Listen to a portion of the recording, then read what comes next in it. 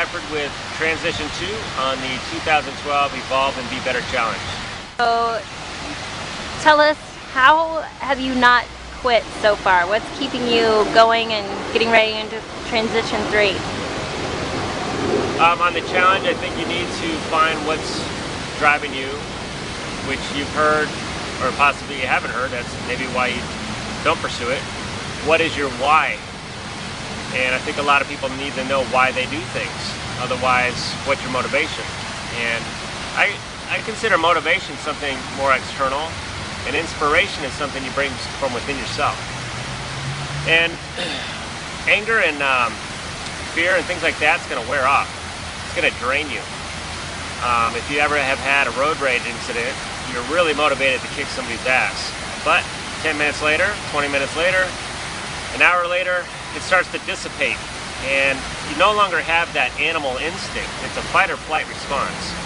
And I think you need to find, in a very mature way, how to have that motivation that you feel in a fight or flight instance, and use that over long term instead of some external source motivating you. And for myself, I've found meditation has worked since 2007 is when I started to get really involved with it. And it's actually, for me, the opposite of anger, sadness, and fear, and the draining emotions that you get a really quick spike like sugar, and then you crash not long after that. And for me, just finding love and compassion and understanding of myself is really what is going to bring me to another level without getting too high or too low. It really allows me to come from a place of happiness and truth and being real and knowing why I do what I do and know what my motivations are, what my inspiration comes from, and moving forward with that. How often do you meditate? I try to find for myself an hour a day.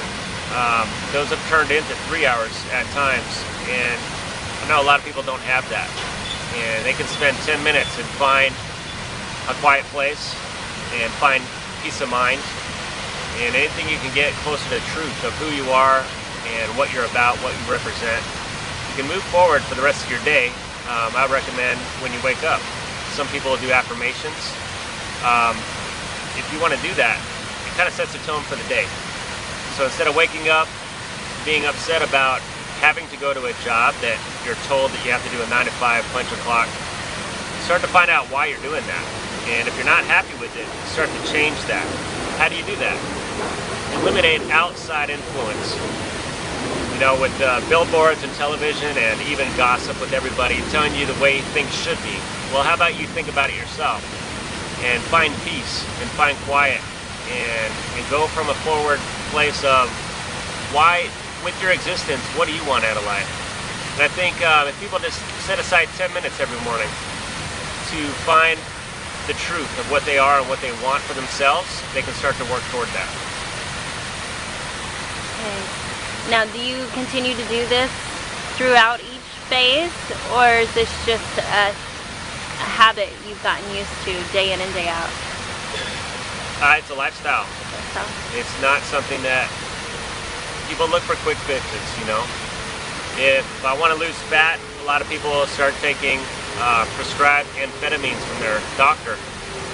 And I can't think of how much more stupidity to go into losing fat than going that road, as opposed to eating well, getting rested, and healing from the inside out.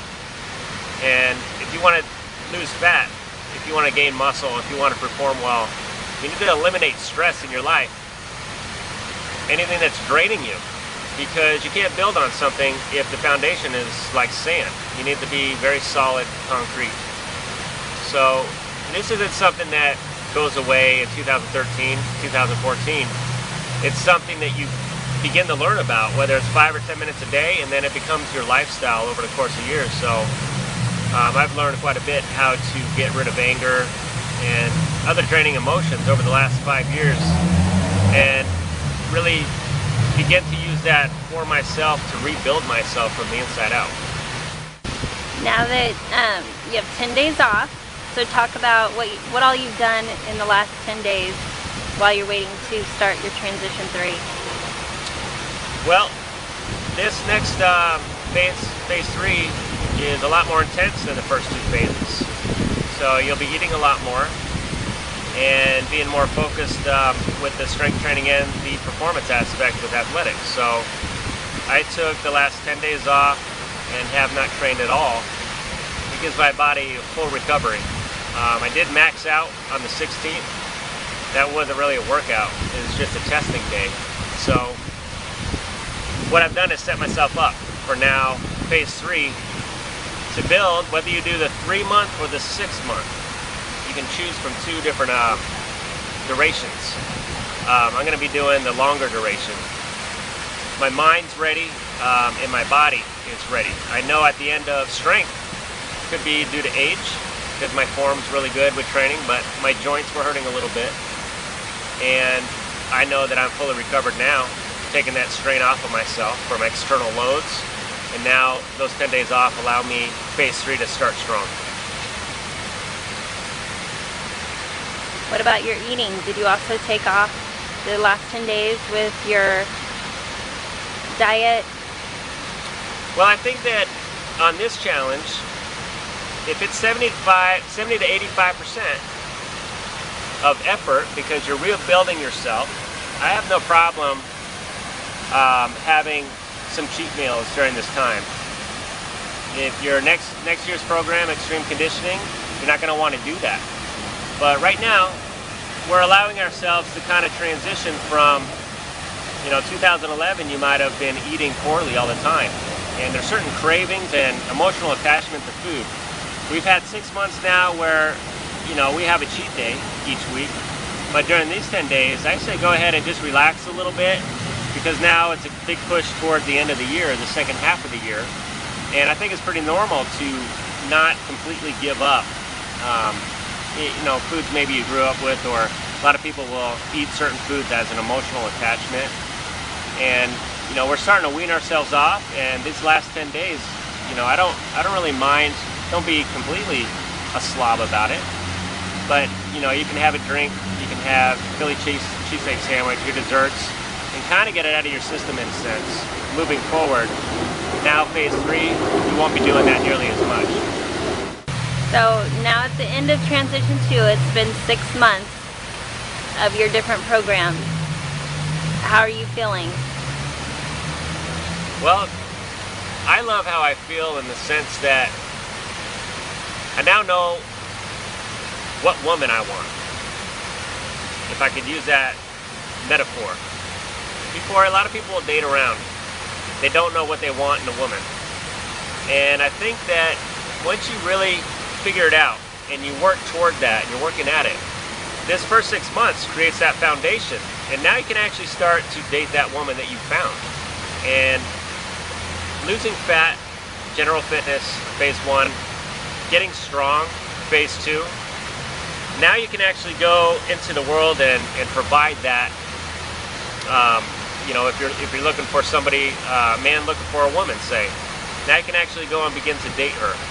And I think a lot of people stop right when they want to go find that person, and then they stay indoors, and it's not doing anything for you. Phase 3 allows you to go on dates and find that one woman and enjoy your life with her. And I see that phase 3 is a lot like now performance. We can actually start to enjoy what we've done to this point and have a good time with it. Now I know phase 3 is your favorite. So why is that, and what do you expect to do during phase 3? Well, in phase 3, it's kind of putting a lot of what we've done already, the foundation training, and keeping foundation, and now adding in things that are athletic movement. So if you're really somebody who enjoys football, and you have an opportunity to play, say, flag football, you actually get to start playing that sport in addition to the training. If you like boxing, you're going to start getting in the ring, sparring, and doing an activity that you love in addition to the exercise. So if you, like I was going back to the dating scene, if you're really connecting with somebody, eventually you're going to want more than a handshake goodnight. You're going to be wanted to be invited inside. And to me, phase 1 and 2 builds that kind of friendship base, and you get to know each other.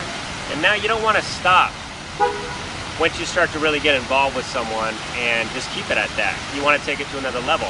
So as it goes with dating, now you're taking it to another level. Phase 3, it becomes a lot more passionate, and you can get more involved. You start to do things that we were built to do as animals, which is be active, be athletic, to move.